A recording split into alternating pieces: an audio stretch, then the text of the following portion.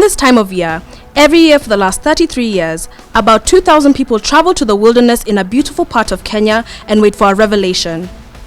The revelation comes a few hours before the Rhino Charge begins, and after a year of preparation, training and fine-tuning giant cars, it's the last piece of one big puzzle. It's truly an adrenaline junkie's paradise, because if you love adrenaline and you like to do difficult things, this is one of the best things you can do. The Rhino Charge is a peculiar event. Unlike the rally, where speed is the biggest factor, the aim at this annual event is to get to the 13 control points set by the organizers using the shortest distance.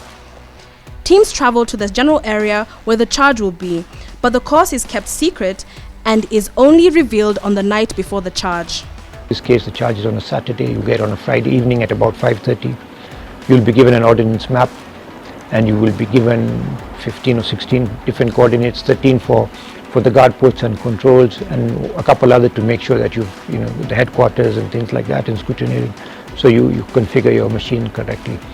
You spend the evening looking at the map, looking at all the obstacles, looking at the hills, the valleys, the rivers, and you try and figure out a way to get to all of them. And the courses are deliberately set in that way, so they make it difficult to get from one point to the next. The Rhino Charge has been organized this way since it was first held in 1989. One of the essential pieces of equipment needed for this charge is a tough vehicle, like this 6.2-litre, 500 brake horsepower Land Rover the team at AK-44 has been preparing. So this car is, as you can see, it looks very much like a Land Rover. It started off life as a new single cab TDCi in 2012. Bought it and then made some changes from there, kept the engine in gearbox standard, and went to change the axles with spider tracks, and it's evolved since then. We've done a lot of work to it since then.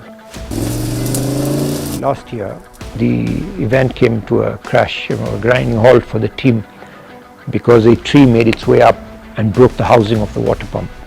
And we had a spare water pump, but because of the heat and the time pressure, it took them ages to get the water pump replaced, and they were unable to bleed it to run cool, and that's why they had to pull out. So one of the things that we've spent some time on this year is looking at the protection, trying to protect the underpart of the car, of the engine, because anything can happen. You get trees going in from anywhere and they can break the car.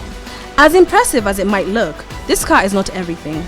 Because the course is set with hills, valleys, rocks and rivers between the control points, a team needs to run ahead of the driver and the navigator in the car to determine the best way to go around the obstacles. Each team has a maximum of 6 people, which means the 4 people are on foot figuring out the best route. So an experienced teammate or a runner will actually run out to the obstacle and look for alternatives for you to pass, which means you're not going to come and get stuck. It means you can try and take an alternate route with the lowest distance or addition of the distance to you, and that's why the runners are very critical. They play a critical part. The driver comes to arrive at a point because he doesn't have the benefit of running in front and coming back, so he has to rely on the scouting by his team members. The team at AK-44 has been participating in the Rhino Charge for more than 2 decades now. I think I was 18 or 19 years old, and I met a friend of mine at the Muthaiga mini market, and we saw a poster that Rhino Charge, find out more about it, pay 2,000 shillings to register. So we walked across the road, went to Triad House, which was the temporary office for Rhino Arc. It was all volunteers running it. We paid and registered. At the time we paid and registered, we didn't have a clue where we were going to get a car from. We had no team. It was just myself and my friend Saqib, who is also a participant in the Rhino Charge. And then we went and put our usual friends together, and from there, friend's father gave us a car, another one gave us some services at a garage to change the car. We participated. There was no looking back after that first event, and the Rhino Charge inspired something in the young student. So from very early on in my professional career, I was passionate about the environment and I wanted to make an impact. So from very early I was a member of Care for the Wild in Kenya.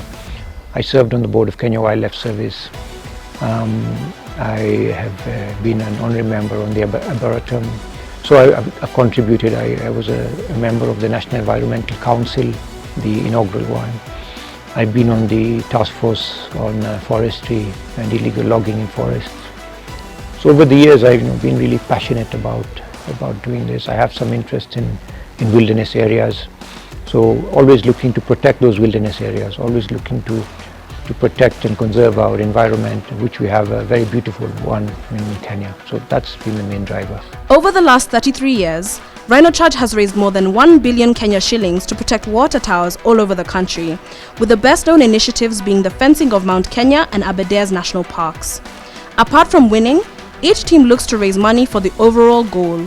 As a team, I think about last year we had exceeded 100 million shillings, and this year we're about 40 something. So I think by the time we start this year's event, God willing, we should have collected about 150 million shillings for Rhino Arc. For the participants, the Rhino Charge is an opportunity to have a weekend away from the city with friends and family, an annual pilgrimage of sorts. It's not really a sport because it's one of the event is actually once a year, but it's the whole feel around the Rhino Charge. It's about how all these people are dedicated to going to raise money in a very peculiar way. You're not racing a car, you're not walking or cycling a bicycle, but you're taking this car and beating it across the most difficult terrain to get in the shortest distance and to raise money for charity. The whole experience is different. It's everybody's campaign. You're taken to the most beautiful places in the country. In 33 years, they've never visited the same place twice. And they keep taking you to beautiful parts of Kenya. You get to spend a weekend with your friends. You get to meet people you haven't seen for the whole year. So the spirit is amazing and excellent. And what does it take to win? Winning, first of all, it actually requires a very good teamwork. It requires committed and dedicated team members. It requires focus. It requires a well-built car, and it requires a lot of luck.